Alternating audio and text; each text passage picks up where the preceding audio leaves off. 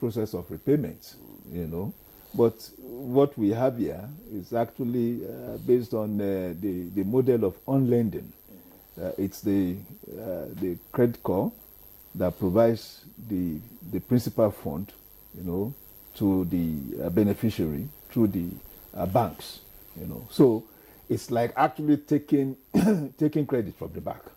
The banks would apply all the processes, the rules and requirements for credit, for you to secure credit, and how you have to also repay, which is very good.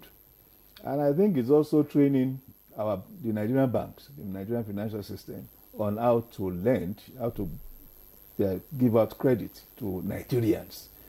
Over the years, it had been some of the challenges, of the Nigerian people vis-a-vis how the banks, service Nigerian people. At a point in time, I personally came to the conclusion that the Nigerian financial system was so hostile to the average Nigerian banker. So you had millions of Nigerians opening accounts with banks. But the culture had been like the only service the banks offer you was to provide you with an account to save and withdraw money. Beyond that, there's no other form of mediation or mediatory role the banks are supposed to play for Nigerian customers. So besides deducting our money.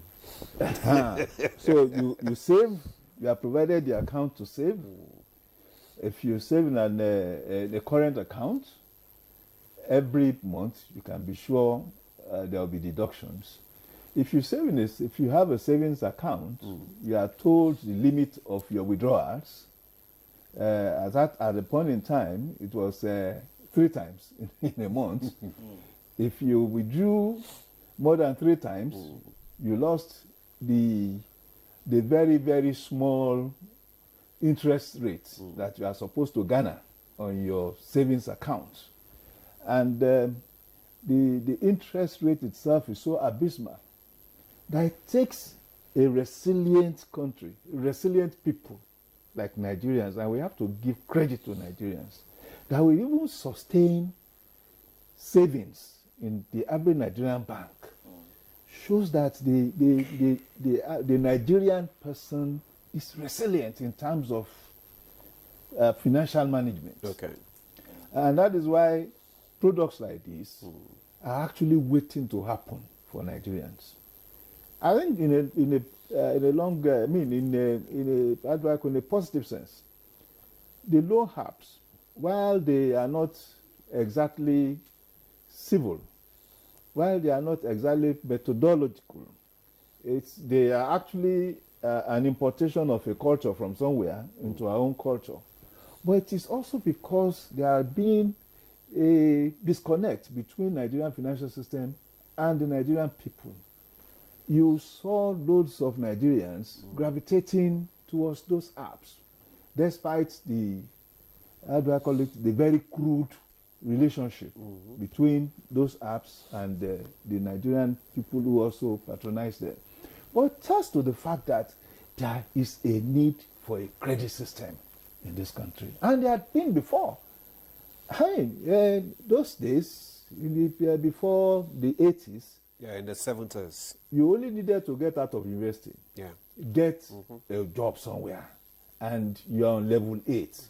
In the first 6 months of your commencement of your work, you get a loan, car loan, and it was very popular. In fact, that was what inspired people to get into universities or polytechnics in those days, because once you get out of the school, the first thing is car loan, But of course, the economic made a U-turn more or less, and that became a matter of the past.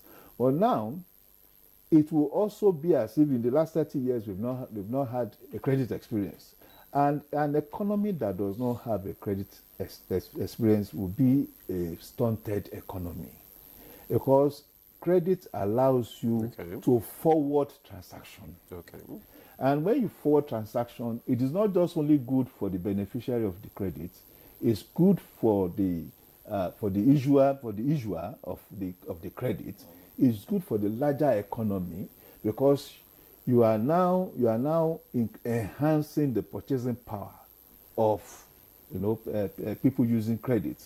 You are not only enhancing the purchasing power, you are also giving capacity to manufacturers, producers of those goods.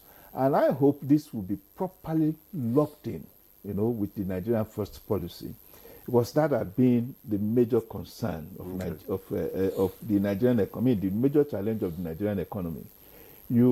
Because consumers also have a historical dependency on imported goods. When we secure any form of funding for our lives, what we look at will be how do we get this thing from this brand, from America, from China, and all that.